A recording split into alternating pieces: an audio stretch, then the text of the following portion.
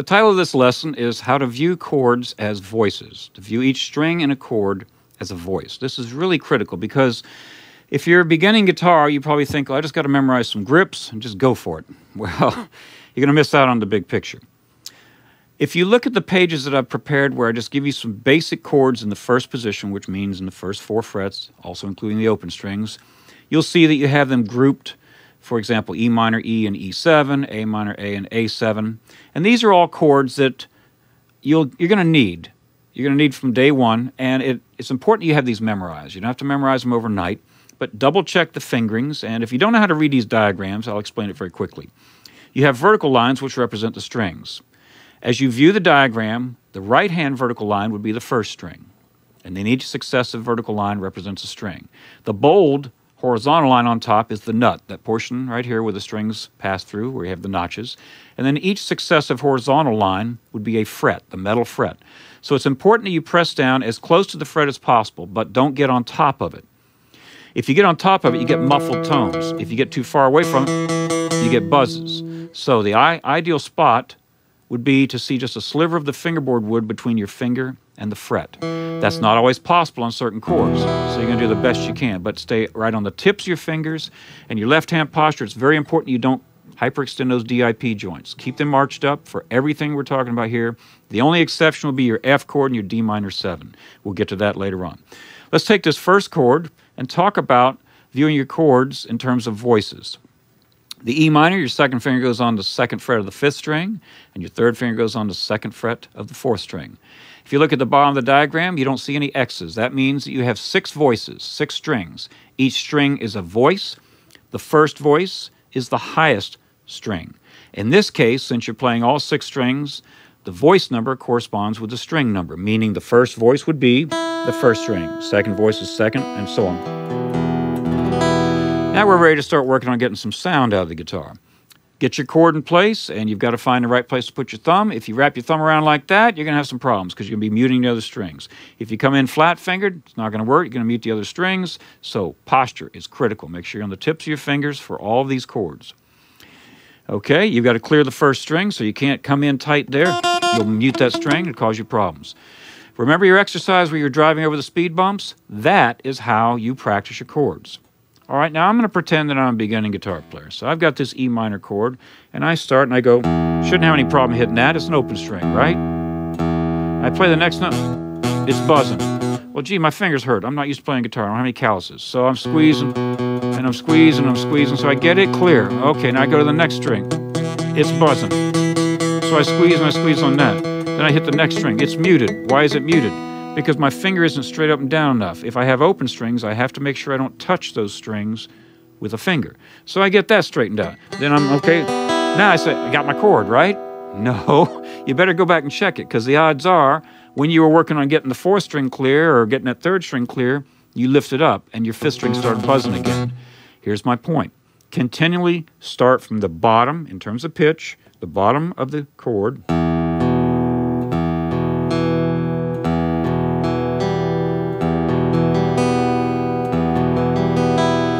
Do you see what happened? We applied our little technique of driving over the speed bumps where you're playing rest strokes. I'm not going nuts. I'm playing and making sure that my chord is clear.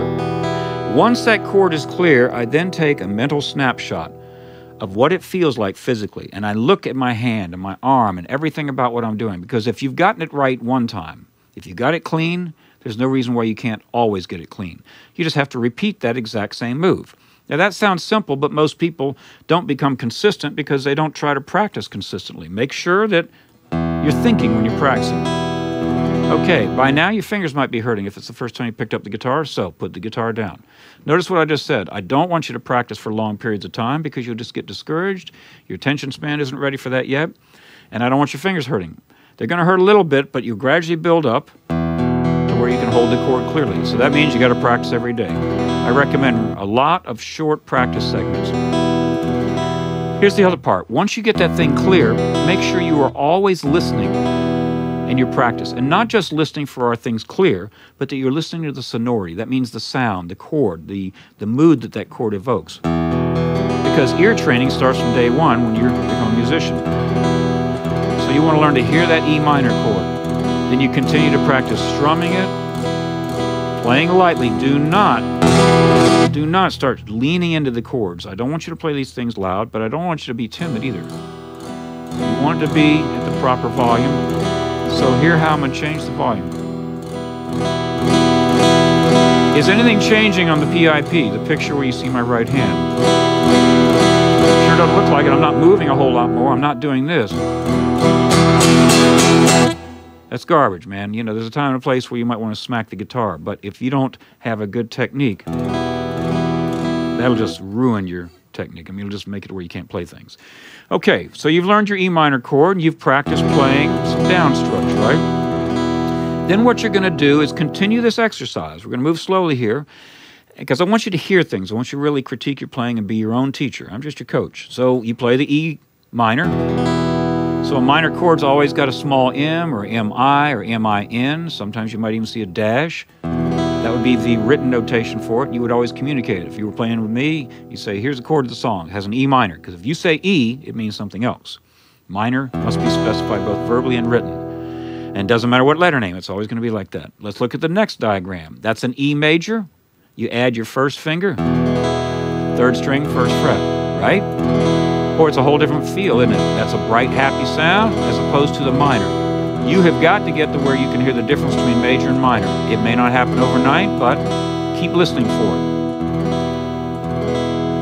Okay, that's an E major. I don't have to say the word major. If I tell you it's an E chord, it's understood that it's major.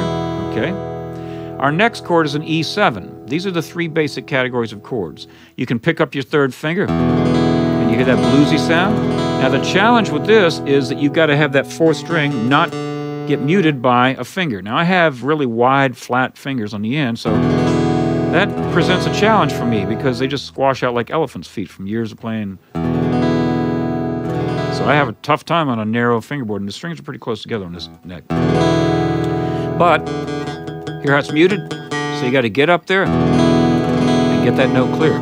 Now here's what happens if you don't know anything about music theory, which I would assume you don't, and you maybe don't even care, but I'm going to throw this at you. A chord is made up of a group of notes that come from a scale. A major chord would be certain notes, a minor chord would be other notes, and then a seventh chord is a major chord, but you added another note. Well, gee, then it makes sense that that finger that I picked up is that other note. You can hear that's what makes it sound bluesy. Well, there are things called octaves in music, which mean the same letter name, but just double the frequency if it's higher or half the frequency if it's lower. That's what that 4 in parentheses is. Anytime you see a number, a finger number in parentheses on my diagrams, it means it's an optional finger. Well, these are the same. They're both Ds. But it brightens it up if we add that D out there. So I suggest you practice both of those E7 fingerings. Okay, let's review. You've just learned an E minor, an E, and an E7. If you already knew them, you probably fast-forwarded, but maybe you shouldn't have, because you might glean something from anything I say. All right, let's look at the next group. A minor. A minor looks like E, doesn't it? It's just all shifted over one string. Okay, so that's very important. But look at what happens. If you look at the bottom of the diagrams for the A minor, the A, and the A7, you'll see an X underneath the 6th string. That means you don't play that with the right hand. The most common mistake, I've said it earlier in the video, and I tell people all the time, if I ever write a book about all my years of teaching guitar, probably the top 3 mistakes, one of them would be people moving too much and not respecting the bass line. What do I mean by that? The root of a chord is the letter name of the chord. If I'm playing an A anything, A is the bass note. That's what the bass player is playing. That's what I'm supposed to be playing, unless I want a particular variation, something that's a little different. So for you, you always want the root and the bass.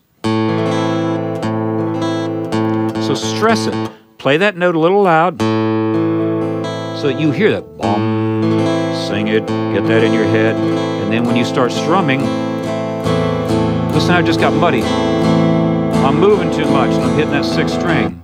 That muds things out. So be very, very cautious about your right hand and hit the right number of strings. That means you got to get accurate at targeting the strings. So if you have to, just watch what you're doing. But remember what I said a few minutes ago. If you can do it right one time, you can do it right all the time. Just repeat the move. That's what you got to practice for. Okay, there's your A minor. How about the A chord? Now you will see A chords with different fingerings. When I first started, the chord diagram book said 1, 2, 3, all of them crammed in there. And I can't even do that as a grown man with my fingers being as wide as they are. It just doesn't even work. It's a bogus fingering, so eliminate it from anything you've ever seen. This is a much better fingering, and it also serves you on some other chord changes. 2, 1, 3. They're all in the same fret, and then that allows you to go to A7 by just picking up your first finger. Okay, let's look at the D group. D minor. Here's the first time we've included that fourth finger. You might say, my first finger hurts, it's weak, it doesn't want to operate, doesn't want to obey, it's unruly, etc., etc., so I'm not going to use it. Well, you could play a D minor like that, and there might be a time and a place for that. But if you don't start using your little finger, you're never going to get to where you can use it very well. And this...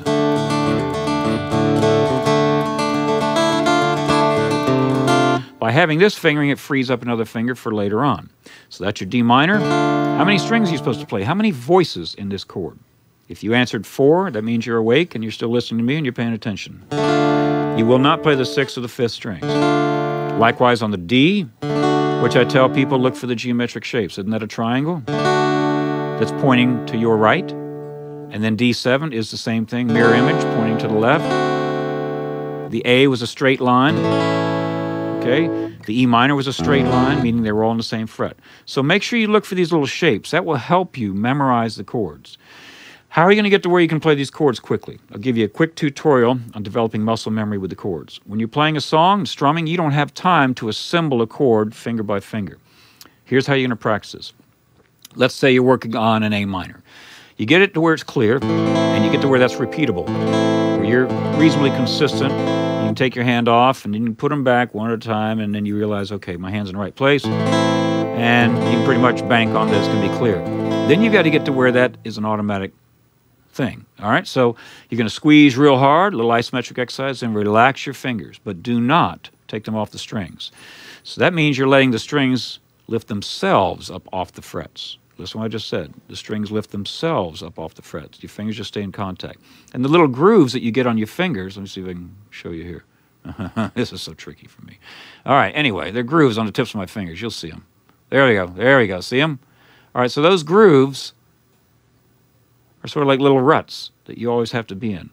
Now, if those grooves aren't in the right place, how do you know? Well, that means you're not getting the chord clear. For you, those grooves have to be in one particular spot. For me, they're in one particular spot based on the dimensions and all the factors of our fingertips. All right, so there's my A minor. Then I squeeze and I relax. I squeeze and I relax. At no time taking my fingers off the strings. That's the first part of the exercise. Then I start doing this. I squeeze and I relax and I lift them up just a 1/16, 1/8 of an inch off. Then I come back in.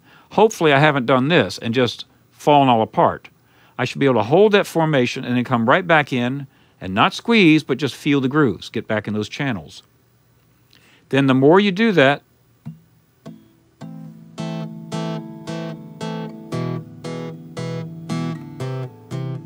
do you see how I have those chords in muscle memory? My hand assumes that position, and that's from years of practicing that way. Every chord you learn, take the time to do this. And then you'll have it in formation, okay? So that's how you practice getting these chords clear.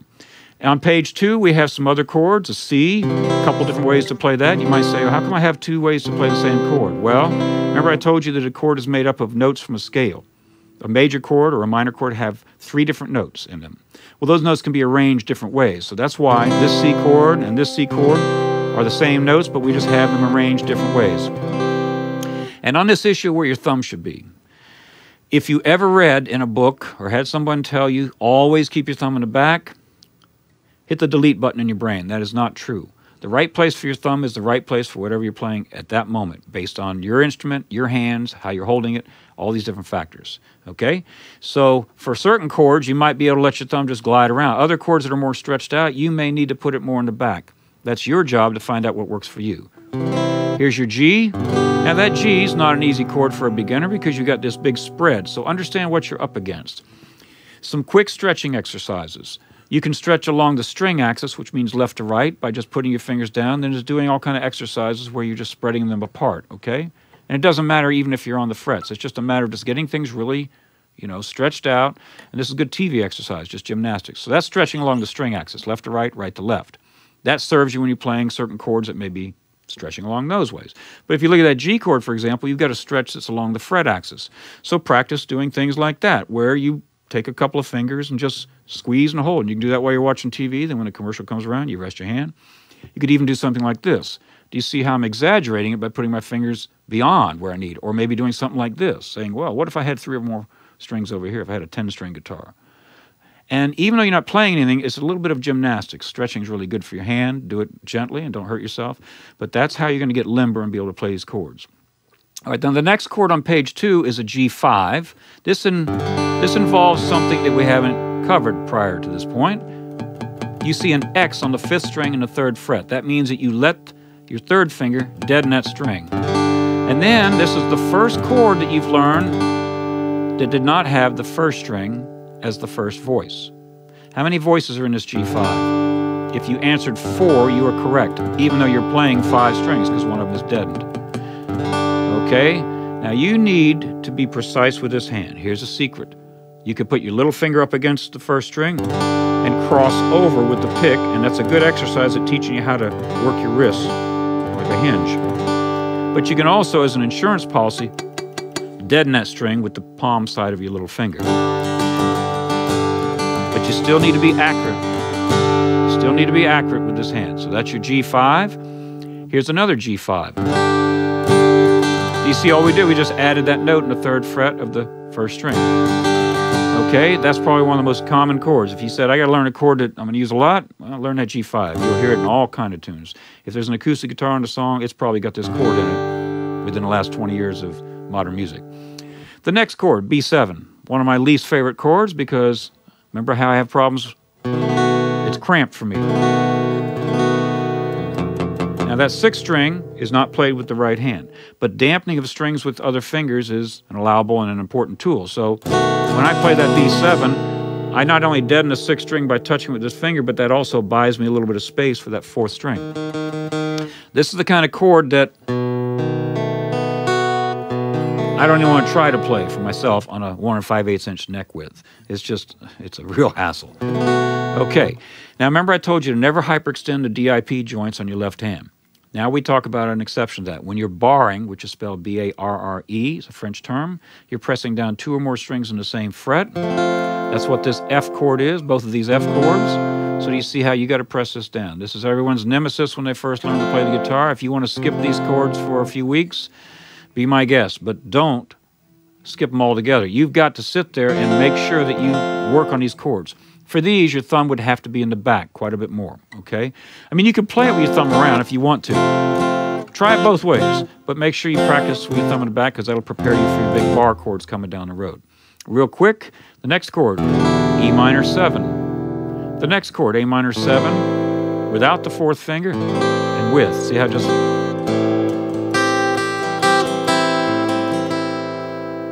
See how by adding and taking away fingers, it'll help you in your rhythm playing. D minor 7. Okay. Then the next group of chords, you'll see 2 fingers on the same string in adjacent frets. The next 3 chords, you see that. Now, what's that all about? Well, here was your E chord, the 2nd chord we talked about. E sus4. Sus is an abbreviation for suspended.